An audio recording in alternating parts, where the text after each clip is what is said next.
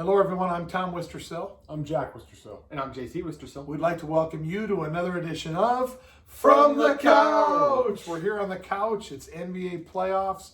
We have reached the finals. So on today's episode, since we haven't been with you in a while, we're going to review the conference finals. 3 takeaways from each of our experts here. I'll provide some analysis when I feel like it, of course. And then we're going to talk about the finals, a little finals preview. Each of the guys is going to give their prediction on what's going to happen in the finals, and they're going to predict the finals MVP. How's that sound? We ready to go? Fantastic. All right, let's do this. So we're going to start with JT with his first takeaway from the conference finals. JT, what do you got? The co-stars on the Bucks becoming stars. Giannis goes down in Game 5. The Bucks end up losing that game. It's not very close. Things are looking very doom and gloomy at the time, even though, yes, Trae Young wasn't there. That Trae Young had also gotten hurt too, but still it just looked like, oh, they could be in trouble. On paper, the Hawks team is a little deeper, but the Robin, and I guess for Batgirl, for a better phrase right there. I don't think he'd like that. Stepping up into the action right there. First, let's start off with Chris Middleton. He never started the game strong, but he would get on these hot streaks and runs that were so key. Also averaged over 5 assists in the series, which I thought were also really good. The secondary playmaking. He had 20 points in the fourth quarter of Game 3. That was before Giannis went down, but he sealed the deal there. And then he had the 16-point third quarter in Game 4 as well. So he really stepped up in those key moments, extended the run, slammed the door shut on any Hawks run. Also, between him and Jrue Holiday, in the final 2 games, neither of them scored under 25 points. So they were needed. They both stepped up. Jrue Holiday would start the game strong and then have timely shot making late. We all noted the bucket in Game 6 where the Hawks started to make a run. There felt like excitement, and Jrue Holiday just drove right through their defense. Nice up and under layup, killed the momentum right away. Those are the kind of plays Holiday and Middleton were able to make. And I think Jrue Holiday, based on this performance, made the Bucks trade worth it. You could argue it was already worth it for them to give up 4 first-round picks by getting Giannis to re-sign, but helping get this team to the finals, I think really cemented it. And that's not even mentioning Brook Lopez throwing up 33 points in the huge Game 5 as well. That was a surprise. Yes. A real nice surprise if you're a Bucks fan. So there you go. All right, that was JT's first. What's your first takeaway, Jack? What do we got? I'm going to talk about the Giannis injury problem. I'm getting worried for the Bucks in the finals, coming in without one of the top 5 best players in the NBA. This is a 2-time MVP, 1-time Defensive Player of the Year. This is who they built their team around. Yes, they have some great players, but Chris Middleton and Jrue Holiday is not a duo that I hope we ever have to say won the NBA Finals. That'd be a bad NBA Finals team right there. So the question to me is, can the Bucks win or even compete without him? And I think they can compete, but if he doesn't come back before Game 3, I mean, he needs to play in Game 3 because first 2 games are away, so they can go 0-2 to start. But as soon as they lose him for Game 3, then the Bucks are in a lot of trouble, I feel like. So very interesting. So you brought up, hey, here's the role players stepping up, and that's great. And you're saying the role players stepped up, but that's not going to get it done. So that's what I'm getting there for the first one. So, all right, let's go to the second point. Jack, you're up. What's your second takeaway from the conference finals? Mine is going to go to the West about the Clippers. Kawhi leaving or staying is the question. Big question for agency. A lot of people think he's happy in LA, but Kawhi's a weird guy. Like we said, he sat in the suites and for his finals games. Who does that? Now, is this hiding the seriousness of this injury is the real question. Did he tear his ACL? That's what I think a lot of people are starting to lean to, and they were just trying to keep it under, but I don't know what's going to happen there. But my major problem for the Clippers is if Kawhi leaves, what do? Do they blow it all up? Do they try to build around Paul George? There's going to be a lot of unanswered questions for the Clippers coming into this next season. No doubt about that. What do you think about Kawhi? I think he's going to stay. I think he worked too hard to get to LA.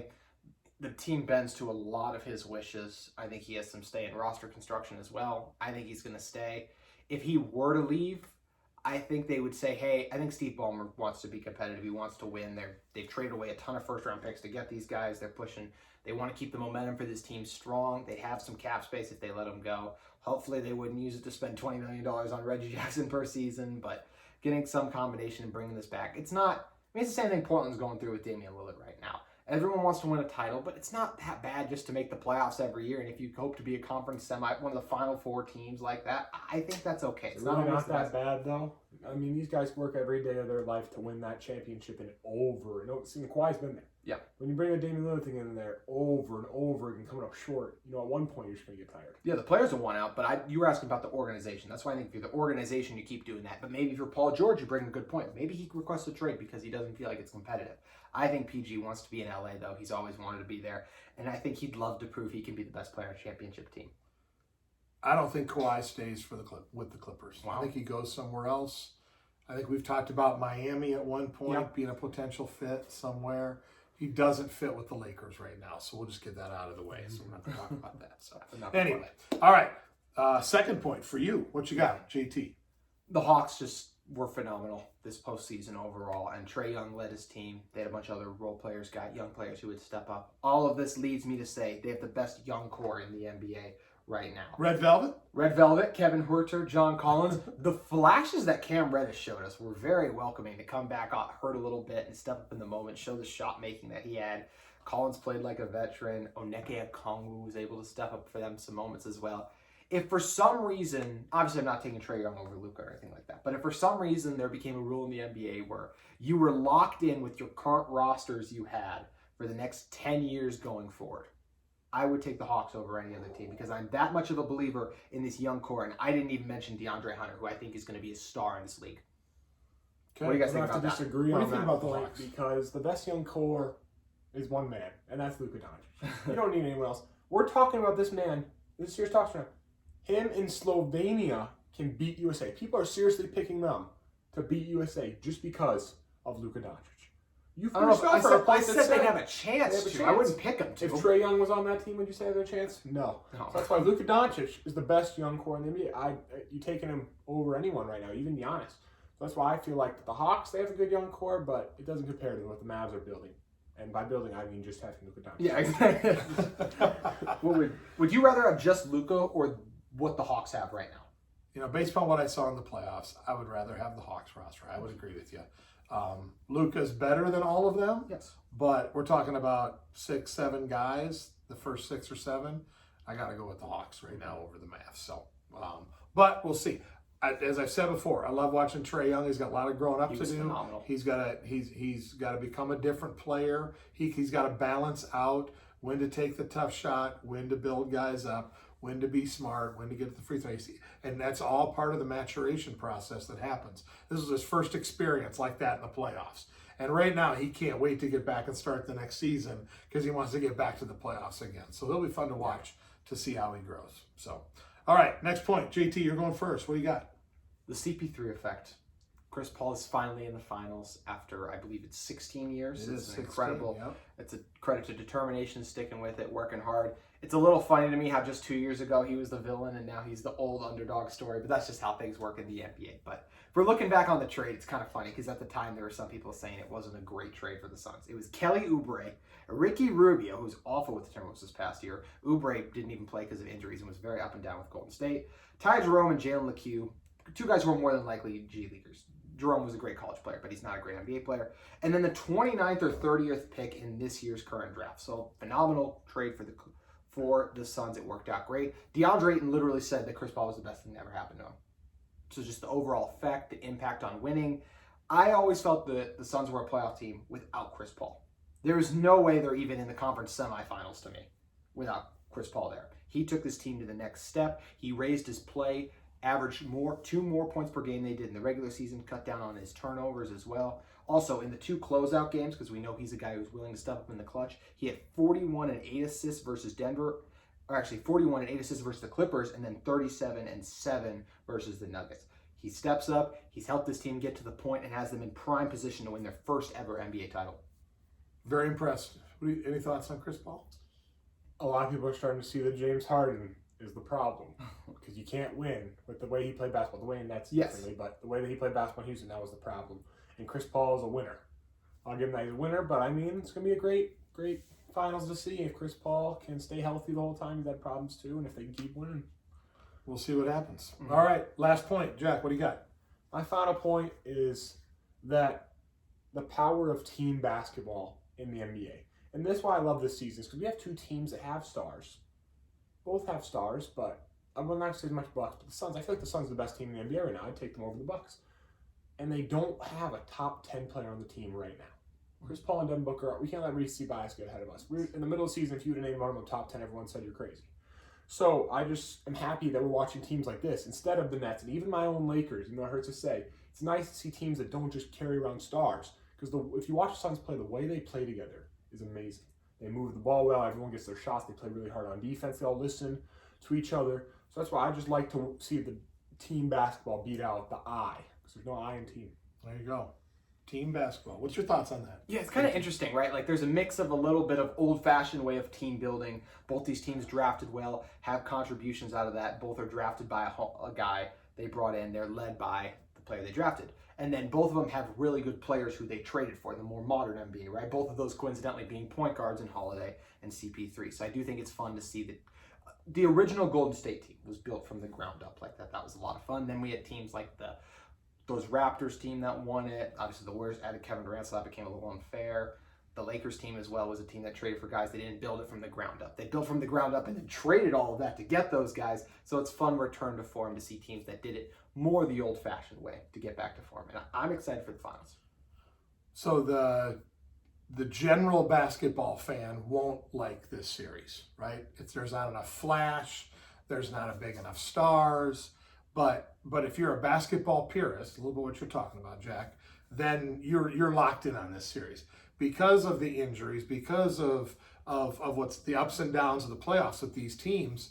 You don't really know what you're going to get, here, and who's going to play one night, who's not going to play the next night, who's going to shoot the ball well. But they are going to play hard. They're going to play together, and it'll be good basketball to watch. I just hope that people can be healthy. Doesn't look great for Giannis here in Game 1, but it's a real shame, and that to me, that's the only point I'm making about this is it's a shame that the injuries have been as bad as they have been. It's stripped the NBA of kind of what makes it great, which is David versus Goliath, right? Like, you want to see what I wanted to see was, okay, Suns, and how good you play together. Can you beat the Lakers when they're healthy in a 7-game series? I don't know. We'll never know. Yep. But so that's what's been disappointing for me. But nonetheless, doesn't take away from there that we're here at the finals. Let's get some predictions on the finals. So, JT, thoughts on the finals and a prediction from you on the champion. Okay, obviously the biggest question mark, will Giannis play? I think if Giannis comes back, he will be better than James Harden looked when Harden came back from his injury. But I think the most he's up to is 70%. So I think that makes it really tough on the Bucks going forward. I'm really interested to see who guards Devin Booker. Will it be Drew Holiday, or will they say, hey, Drew Holiday, you guard CP3, PJ Tucker, you guard Devin Booker? I think that's going to be a fun matchup as well. And I'm also interested to see how the Suns try to hold the Middleton explosions in check, because it just takes one of those quarters like that, and they could steal 2 games in the series like that by the time they need for Giannis to come back and get healthy. But unfortunately, I don't think that's going to happen. I think the Suns' time is now. I think CP3 has earned the opportunity for his ring. Devin Booker, while I don't know if he's the next Kobe Bryant, I do think he is a young superstar in this league. And DeAndre Ayton has been arguably the biggest surprise of the postseason. Guy averaged 17 points, 13 rebounds in the conference finals in just his 3rd year. It's insane to see him step up, and they're all going to continue to step up, especially Devin Booker when he wins Finals MVP, and the Suns win not in 4, but in 5. Wow. Okay. Jack, what are your thoughts? Giannis is going to miss the first 2 games of the series with a knee injury. The Suns are going to go up 2-0 to start. And then he's going to come back. And they're going to win the first one, then they're going to lose, they're going to go down 3-1. And then the Bucks are going to win 3 in a row and win the series. Wow. Bold predictions only here from the couch. Wow. Giannis, Chris Middleton, Drew Holiday. I like the way they play together. They have some struggles scoring sometimes, but defensively, this is a great defensive team, and no team in the West plays defense like this team, in my opinion. So I think the Suns will struggle to score at times. And sometimes we've watched the Suns against the Clippers. Sometimes they just disappear on offense. They had some huge scoring droughts late in the quarters. They kept those games close where Paul George really turned. So I'll be interested to see, because Devin Booker and Chris Paul disappear a lot more than I think people think, and they get away with it a lot. There's a couple times, I believe it was in like Game 6 against Clippers. It was Game 6 or Game 5 where they just scored, like, Chris Paul and Devin Booker both had like 6 points in the whole 4th and 3rd quarter, and I'm like, if that happens against the Bucks and Giannis is playing, so I'm going with the Bucks. And the Finals MVP, we'll go to Giannis. That'd be incredible. It would be an incredible run. But I love incredible runs. There you go. Hey, you're out on a limb there. So here's what I think is going to happen. I think at times it's going to be the ugliest finals matchup that I've probably ever watched. At times, I think both these teams can play really ugly. Can't score, can't shoot. I think they play hard. Like I said, nobody's going to blame their effort in that. I think Giannis missing a game or 2 is really going to hurt them. They're going to be fighting uphill the whole time. And I think the basketball gods are going to smile down on CP3. I think the Suns are going to win in 6, and Chris Paul is going to be the MVP. He's going to have a game, either the game to get them their 3rd win or the game to win the title, where he's going to have one of those games that you just talked about, 37, 40, 41, something like that he's going to go off and carry them when they need it, and that's what people are going to remember. So I got the Suns in 6. So, and we can just write that down. Probably right. So there you go. Bucks 3-1 comeback. I'd be lying if I didn't say I kind of hope Jack's right, because that would be legendary. It would be a great story. That would make for. We want the NBA fans to start watching more. Let's let that happen. Come on. From the couch would go nuts the day after that. So the last finals 3-1 comeback was 5 years ago. Well, would it have been your Cleveland Cavaliers? It would have been the Cleveland Cavaliers, led by LeBron James, the greatest player of all time. Well, good. All right. Well, hey, I hope you enjoyed our trip here through the conference finals. Getting ready for the NBA finals. They start tomorrow night. And so we'll be back after the finals with our final show on the NBA, right? Season. On the NBA season. And JT, I'm sure, will already start his NFL training camp previews. NBA draft. I forgot the NBA draft. Kate Cunningham, Evan that? Mobley, some teams don't think about the NBA draft very much. You can this year. You can this year. Yeah, we'll trade it. We'll trade our draft pick. So anyway, well, good. Well, thank you for joining us. We look forward to seeing you on another edition of From the Couch. We'll see you next time. Goodbye.